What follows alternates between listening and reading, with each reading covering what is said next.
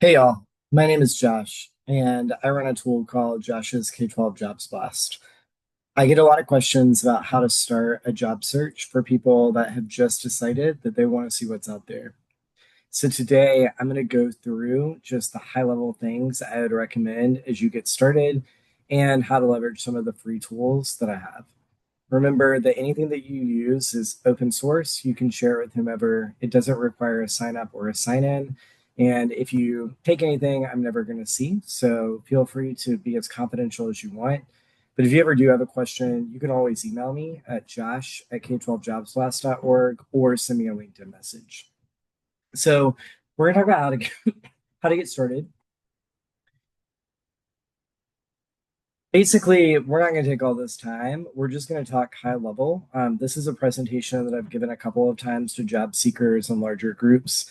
Again, if you're interested in that, or you have an organization that it has people looking for jobs as a group, feel free to reach out.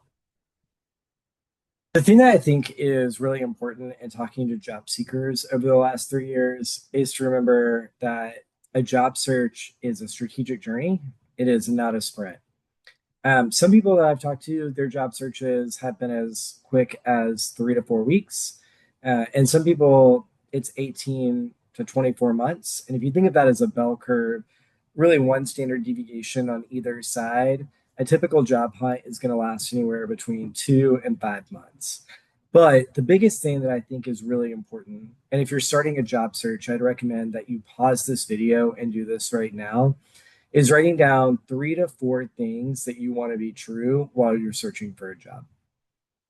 Some people write down things like, I will search for a job for 20 hours in a week. Some people say, I will search for a job until 5 o'clock on weekdays. Some people say, I'm only going to search for a job on a weekend.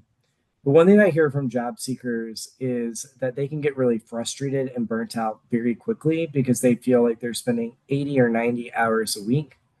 And then once people land jobs, when they reflect on that, they feel as though that they weren't putting their best foot forward because their brain was so fried.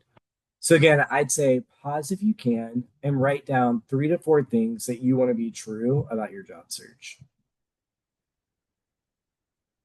Okay, so the next thing that I would say is I think before you get started, it's really important to think about where you want to work.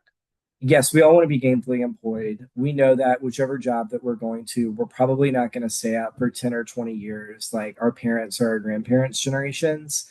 But one thing that we do want to think about is the work that we are doing, while it doesn't need to be our full identity, should be in some ways fulfilling to the way in which we bring ourselves to the workplace. So I'd say the next thing to do is to pause and think through what do you want to be true at your next organization? Is it fast paced? Is it steady state? Is it an organization that is expanding? Is it an organization that's really established? Because having that lens is going to help you think through which jobs you want to spend your time and energy applying to. So again, I'm going to have you press pause and think through where do you want to work?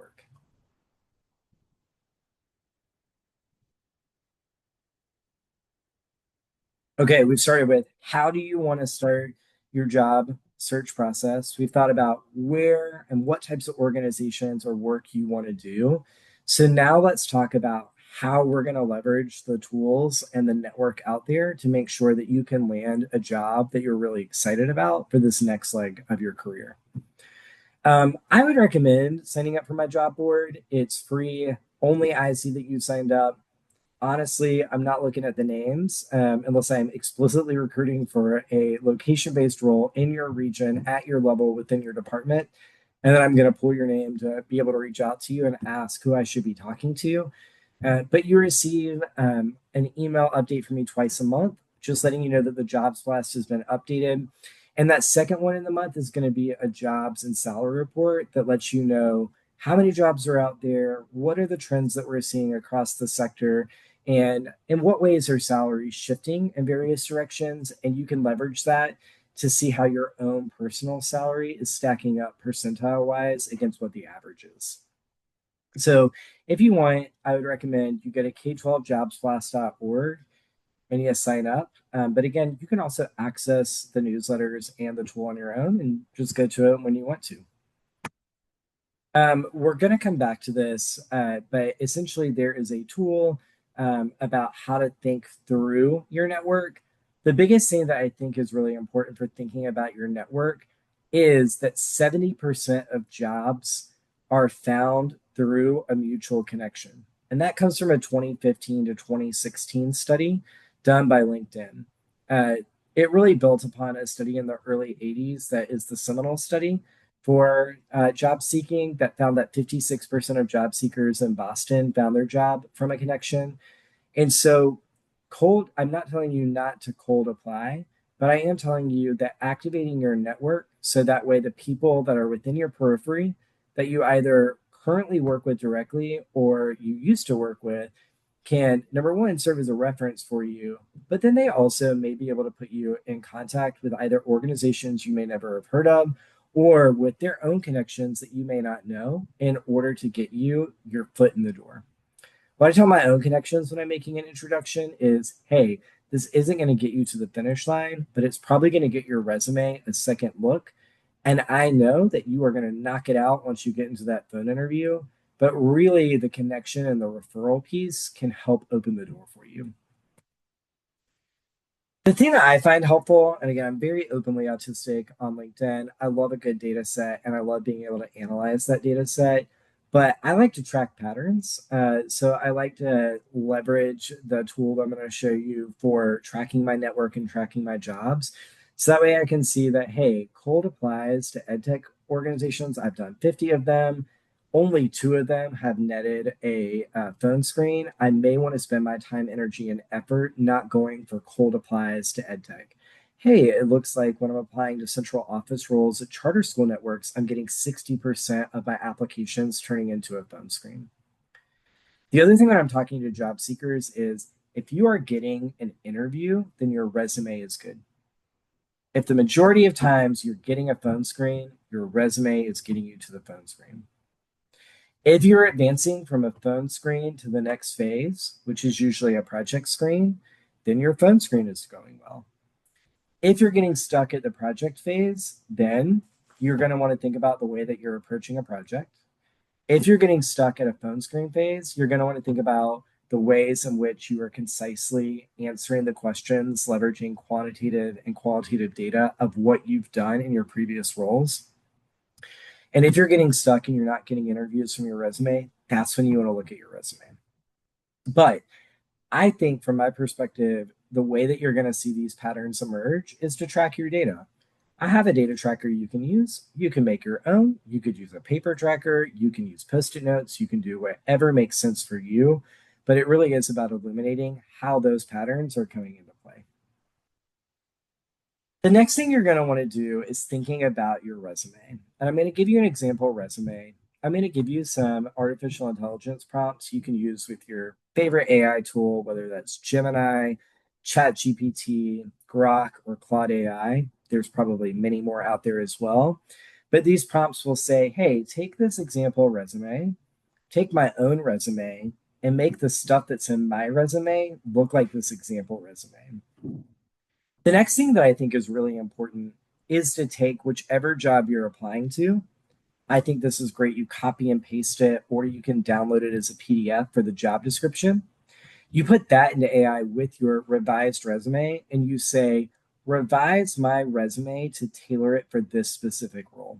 So if the role says quantifiable outcomes and it says norm reference assessment, you can, instead of calling your outcome NWA map or iReady, you can say iReady, a norm reference assessment.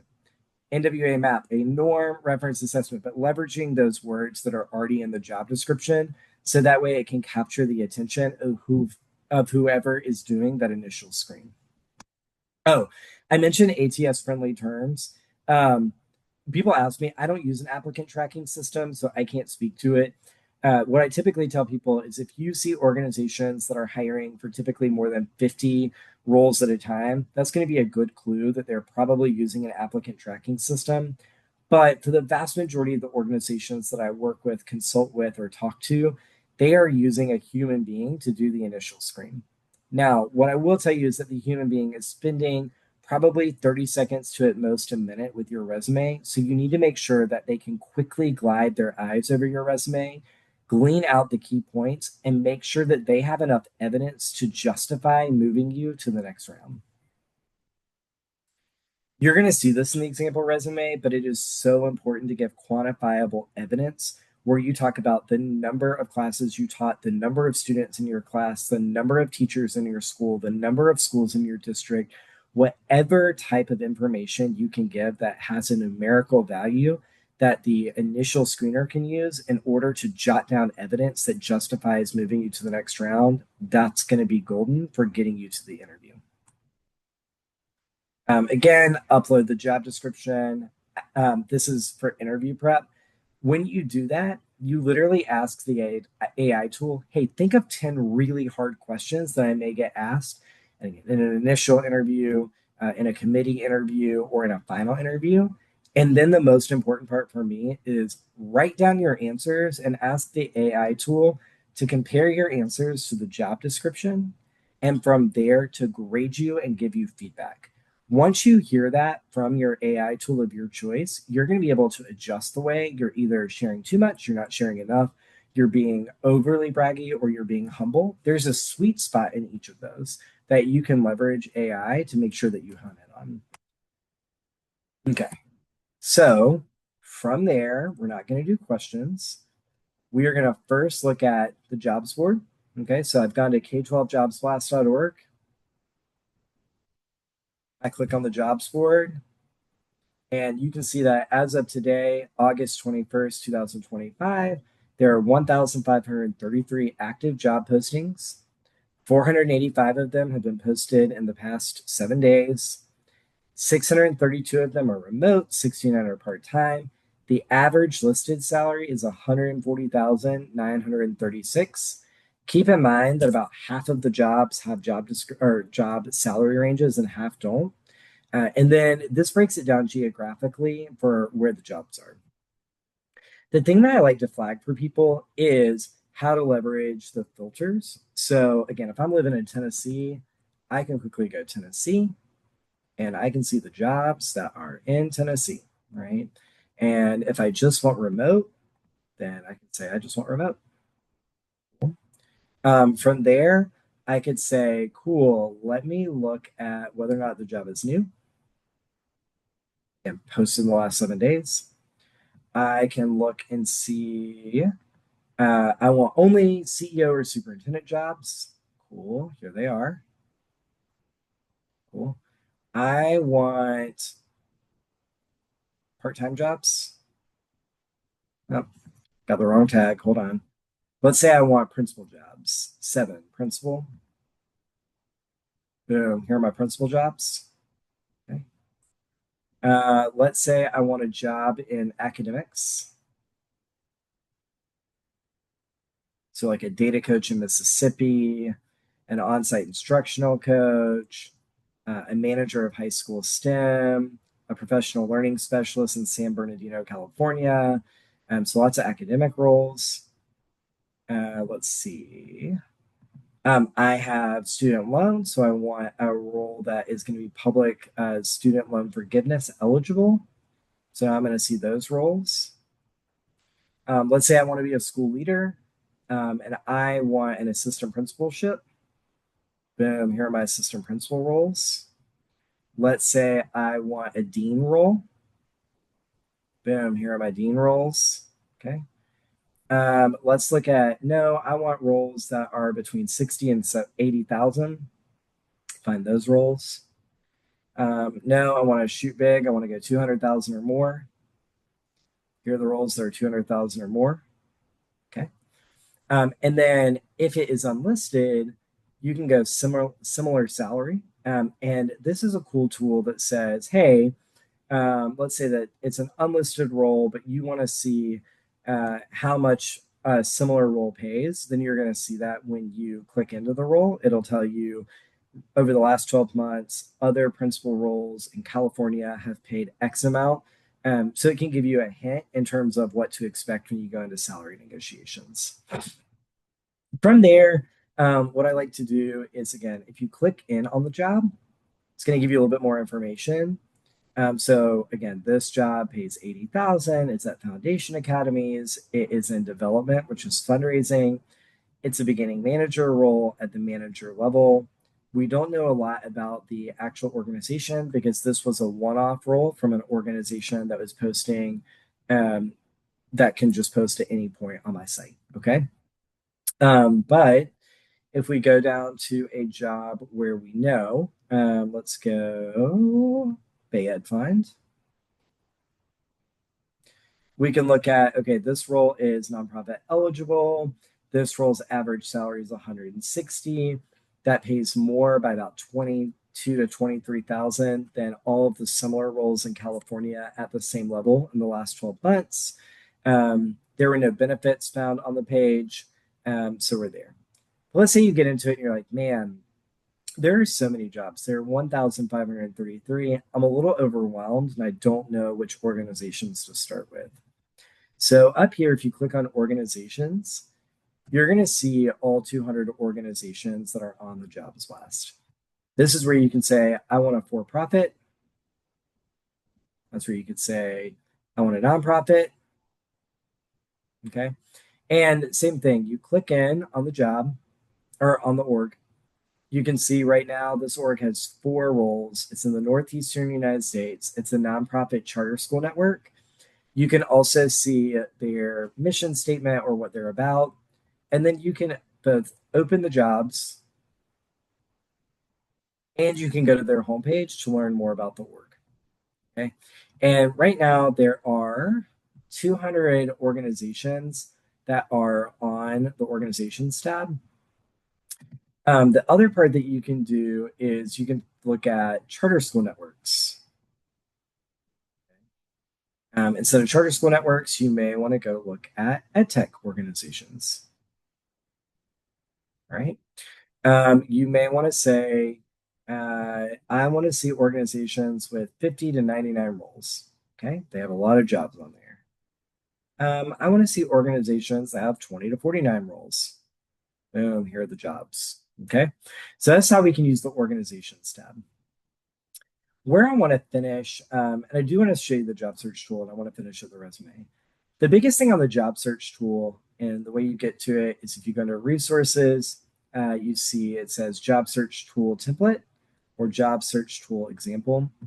The biggest thing that I like to highlight is the other people to follow besides me. So we've got Chelsea. Chelsea runs Skip's job board. It's $15 a month. Highly, highly recommend. It is all remote, all salary transparent roles. Stephanie specifically talks about going from K-12 education into corporate.